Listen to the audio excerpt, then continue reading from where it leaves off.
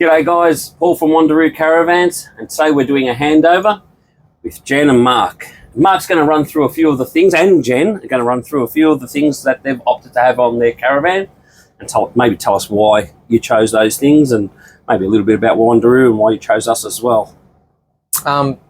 Yeah, thanks Paul. We went with a 17'6" because we didn't want anything too big and too heavy, and the layout is basically we went with the L-shaped lounge because we felt that it opened up the van a little bit more, and we didn't really want any obstructions around the bed, so the bed was easily accessible.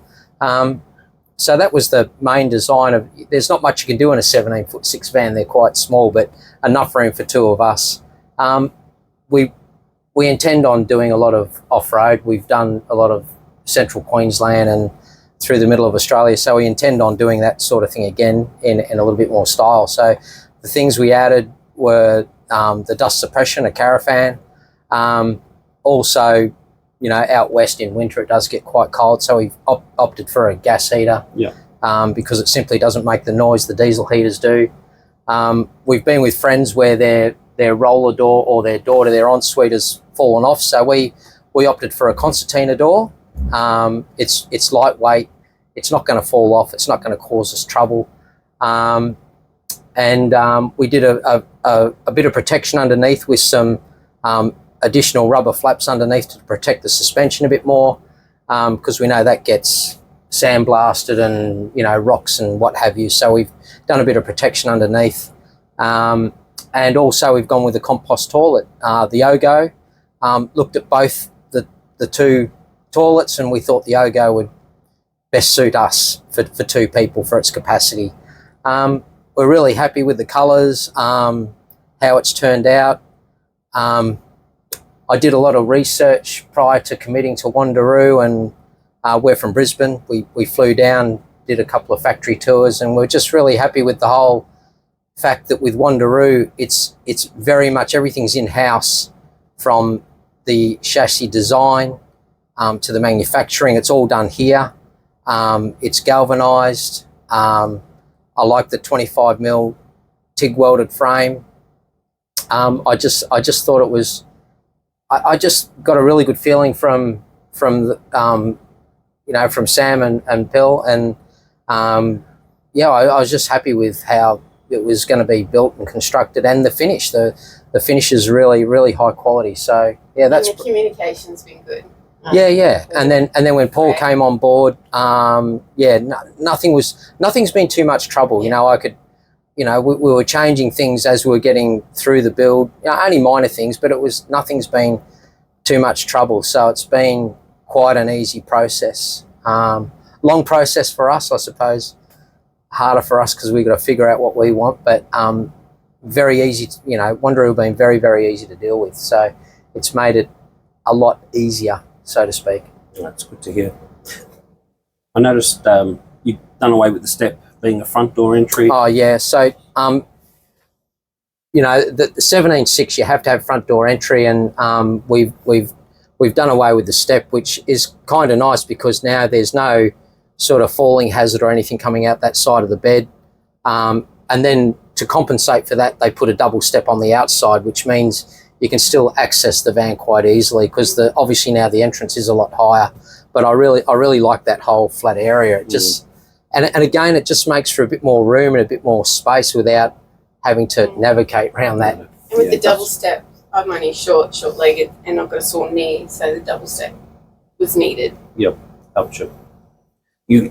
Jen, you went for the oven? Was that something that you wanted? Yeah, so I went for the oven. So we got an oven and a grill. Yep. And that's something we really wanted. And this was one of the only places like Wonder Roo that would do that combination. So that was good. There was other places that would just do just the grill. You could either have one or the other. You couldn't have both. Okay. So that was good as well. So we went with that. Yeah. And the part of the reason for the gas is it just gives you that little bit of security, you know. Like I understand that a lot of vans and a lot of companies now, you can do that here as well. Of course, you can go full electric and do away with the gas, but we've always had gas. We just like gas. We know it's a known quantity. You know, you're relying with the full electric systems. Yeah, wonderful, but you got to have that sun to shine. And we chose a bigger fridge as well. Yeah, we spec'd up a slightly larger fridge than what we originally started with, and we're really happy with that fridge. Because of it's not a big fridge, not by any means, but it's got quite a nice freezer compartment, which we really like. It's a good sized fridge for this van. Yeah. No, very nice, very nice. You chose to have, that was one of the conditions, not condition, but something that you wanted where you wanted it, which was the caravan. Yeah, so it was one of the things that we spoke about. Yeah, so the guys were really good because Sam gave me the option of the caravan or the Gusto, and you know, there's pros and cons for both. But we decided on the caravan because the Gusto was going to take up more cupboard space, overhead cupboard space, which is okay, but in a small van with not a lot of storage, we didn't want to sort of sacrifice another cupboard, so it sort of pushed us into the caravan, which we're happy with. Yep. So that was the reason for that particular choice. I would have been happy with either of them. Yeah, no, and I think it worked out really well. It sat in that position. And the reason, as Paul was saying, the reason we picked that position was so that I could get on the front toolbox and get up and actually get to the filter on the outside and change the filter. Yeah. So that's the reason why it ended up down on that front face a little, just for ease of access. Yeah. No, that's awesome. That's awesome. All right, I think we'll have a look around the outside, and Mark's going to go through a few of the things that he wanted on the van and a couple of the weights and all that, so you guys have an idea with the 17'6". So we were concerned about the weights, etc., and we ended up, I asked Sam if they could do 𝒂𝒂 Tough Ride suspension, which he said, yeah, they can do that, and that's rated at 3 ton. So it was all about, you know, it's payload. It's all about payload. And so the van was estimated to be about 2,400. So we had a 600 payload. It's coming at 2,439, which I'm pretty happy with, because we did add a couple of little things along the way. So I'm pretty happy with that weight. It gives us over 500 kilo payload. So that's more than enough for 2 people. Well, that's my opinion anyway. It came in with a ball weight of, is it 180? 160, I think. 60? 160, is it? Hang on, I've got to put my glasses on. Yeah, 160. Yeah, it is too. So the ball weight is 160 at its dry weight, which is pretty good as well. And you know, obviously we can go up to that 10%. We went with the 4.5 kg bottles. Again, that was more about keeping the weight down on the ball and keeping the weight down on the van a bit. And we know how much gas we've used in the past. So for us, we thought that was sufficient. Another thing we added was these 2 little eyes here. And the reason we added those eyes was to put a 25mm bar through there. And that's just to support the, we will get a stone stomper, and that'll just support the stone stomper out midway across its length. So just so it doesn't droop down. And that was no problem for the guys to do that. Another thing we added was inside the toolbox, because I felt that there was a lot of wasted space vertically. So I just got the guys to add this drawer here and leave enough room for a small Weber or a Ziggy or something like that. So I know what the specs were. I sent that to them, and they've made that box according to being able to fit a barbecue in there without any problem. So that's, you know, that's a nice sized little box just for, you know, your DO 35 bits and pieces, and maybe your chocks or ramps or whatever. So it just makes the front box more usable. You know, that was my thoughts on that anyway. Suppose I'll hand over to you, Paul, about the this is the management system that you've gone through. So you've got the 3,000 watt inverter sitting here. You've got your batteries sitting in this location in the center. And then we've got the BM Pro up the other end.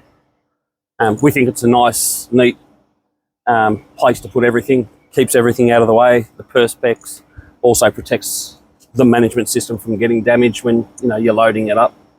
So we're really happy with our system. It's vented as well. So you've got your fan that drags out any hot air, especially with the inverter there. You got your gas bayonet, your heavy duty awning. There's one thing we asked for was just, we know from experience how much a front step in front of the wheel gets damage from rocks and stones, etc. So we asked for a flap to be put on the front of the step to protect the step, and we know that that'll reduce the damage and the wear and tear to the step from all the flying debris. And that's you can see under there the flaps that we put underneath there as well, just to give the suspension, everything, a bit more of protection, etc., from rocks and stones, etc. And that was just one of your little things, wasn't it? Like you wanted that. Yeah. Yep. As we walk around, I suppose, you've got the Aussie Traveller triple lock door, which we're really happy with. It's got the 𝐵𝐺 screen and the Amplimesh security as well. Picnic table. We know we've got the speakers inside and outside. Yep. We got the bug lights as well as the white lights up top. You've got your television gear that's just sitting here. Outside shower, reverse camera, your bar lights on front and back. And I know you're impressed with the water tank system, the plumbing and all that. Yeah, so what they've done with the water tanks is, you know, you can obviously fill it up from the top two infills there, but then underneath you've got the direct water fill underneath, and you've got a manifold down there which you can then direct water straight into the tanks from the manifold, both the front and the rear tank. And then underneath there as well, there's a selector so that you can draw water into the van from either the front tank, the rear tank, or both tanks at once. So you can isolate your tanks, which is kind of a good thing. And I suppose that's more about how you want to balance the weight in the van, if you're worried about balance or whatever the case may be. Yep. Water pumps outside. So our water pump sits outside, which is good. Less noise coming through. Starlink, something that you're looking at doing? Yeah, so we've done away with the, I suppose the way everything's gone so modern, we've done away with the antenna on top, and we've gone with just a Starlink connection.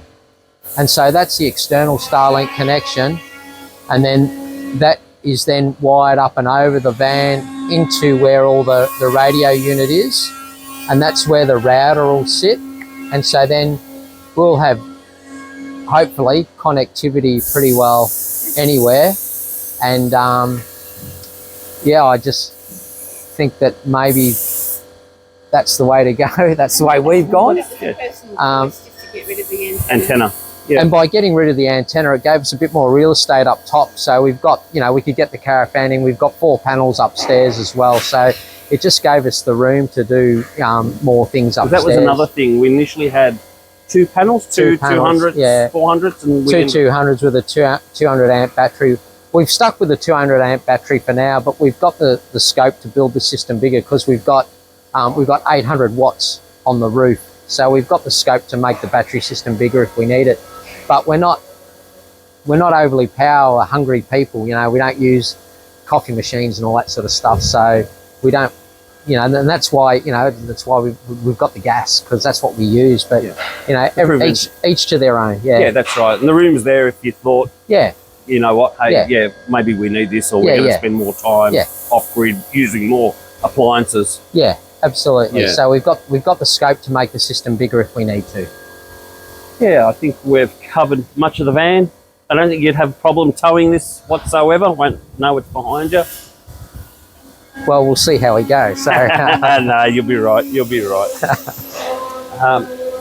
Off for a little trip, and then going to come back and do your free first service with us. Is that the plan? Yeah. So we're from Brisbane, so we've got to get the van back, get it registered. The guys are really helpful. They gave me all the paperwork. So I've got the 7-day permit, which, you know, you're unsure of how all that works, but they just made that really simple for us. We've got a 7-day permit to get back to Queensland to get it registered, but we'll just zip out this afternoon and do a few 100 Ks, come back here, get everything talked up, and then back home, get it registered, and then